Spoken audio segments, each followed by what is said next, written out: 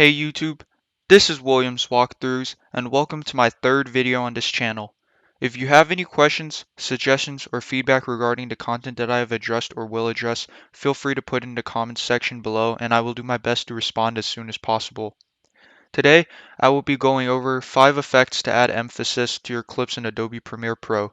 The 5 effects I will be going over in this order today are known as clip speed, flash, blur, scale, and lens distortion.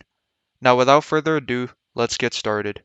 The first effect that I want to show you all is the slow motion effect. To implement slow motion to your clips, left click on the chosen clip to select it. Next, make 2 cuts for where you want the slow motion segment to begin and end by pressing left Ctrl and K on your keyboard.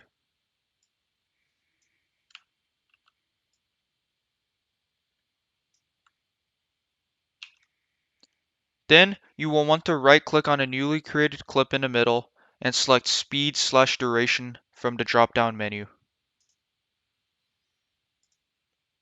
In the box next to speed, you can left click in it to change the speed as a percentage of the segment. For example, setting the speed to 50% will slow the clip down to half of its original speed. I would now change the time interpolation to optical flow from the drop down menu because it will try to balance each pair of frames to create the smoothest transitions. Click OK and you should now have a functioning slow motion effect.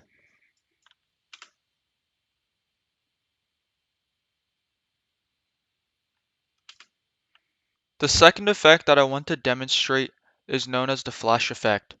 First, you will want to move the playhead to the frame where you want the flash effect to occur. Next, navigate to the Effects window and search up brightness for the effect that Adobe Premiere Pro calls brightness and contrast. If you do not have a window for effects, go to the top of Adobe Premiere Pro and click on Window. You will then want to click on Effect Controls and Effects from the drop-down menu. Drag the effect known as brightness and contrast onto the clip that you want to implement the effect onto. Then, go to the Effect Controls window and look for the section labeled Brightness and Contrast. Move the playhead to where you want the flash effect to start and move back one frame by pressing the left arrow on your keyboard. Click the stopwatch icon next to Brightness to create a keyframe and then press the right arrow on your keyboard to move forward one frame.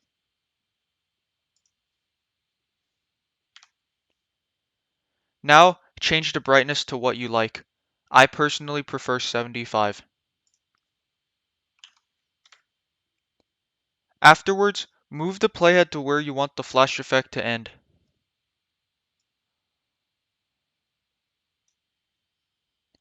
Set the brightness to 0 again from the effect controls and it should automatically create a keyframe on the frame that you are currently on. You should now have a functioning flash effect.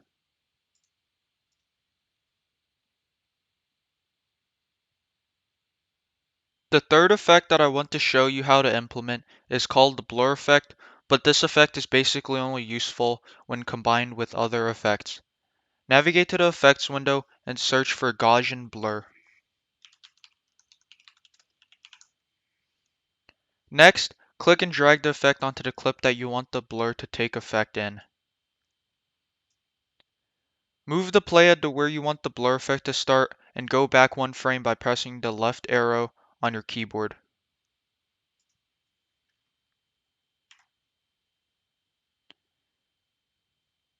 Go to the Effect Controls window and find the section labeled Gaussian Blur. Click on the stopwatch icon next to blurriness and make sure that it is set to 0. Afterwards, go forward one frame by pressing the right arrow on your keyboard and change the blurriness to what you like. Personally, I prefer 23.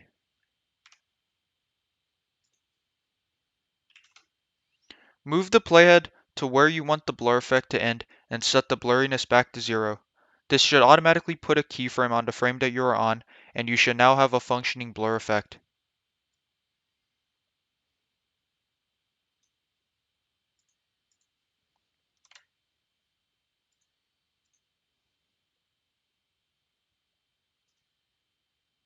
The fourth effect that I will show is called the scale effect.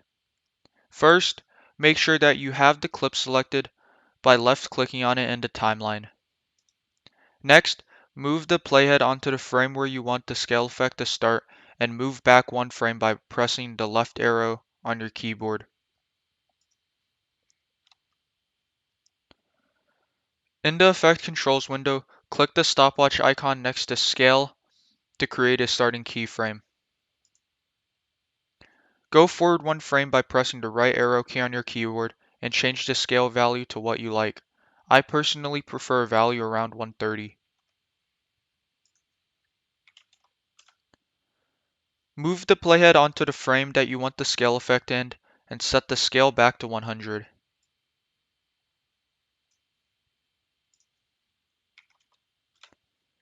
This will automatically create a keyframe on the frame that the scale effect is going to end on, and you should now have a functioning scale effect.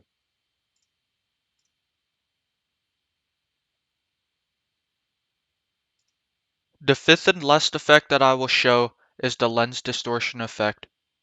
Navigate to the effects window and search up lens distortion.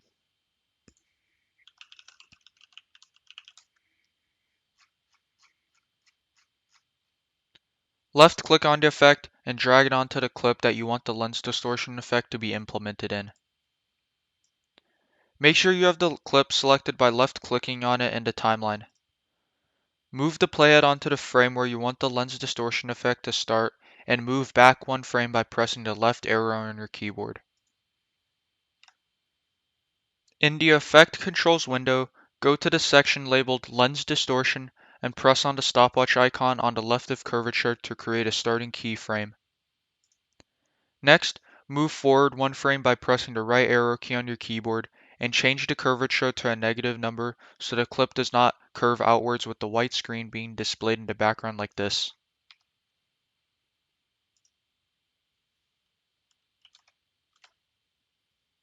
Personally, I prefer a value of -60.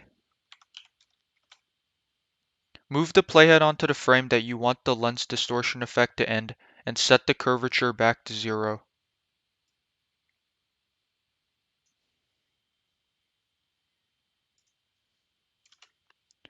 This will automatically create a keyframe on the frame that the lens distortion effect will end on. You should now have a functioning lens distortion effect.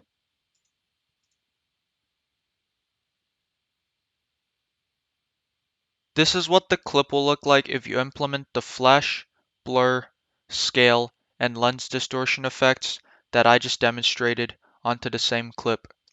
One thing to note is that these blue circles will light up if you have an existing keyframe on the frame that you are on. This is really helpful when you are stacking effects.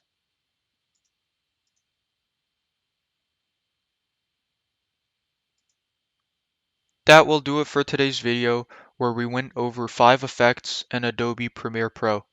If you have made it this far, please consider liking this video, subscribing to this channel, and feel free to comment any feedback, suggestions, and questions that you have for me regarding my content on this channel. I will do my best to respond to everyone as soon as possible. My name is Williams Walkthroughs, and it has been a pleasure creating this video for you. Thank you for watching, and stay tuned for more tutorials like this.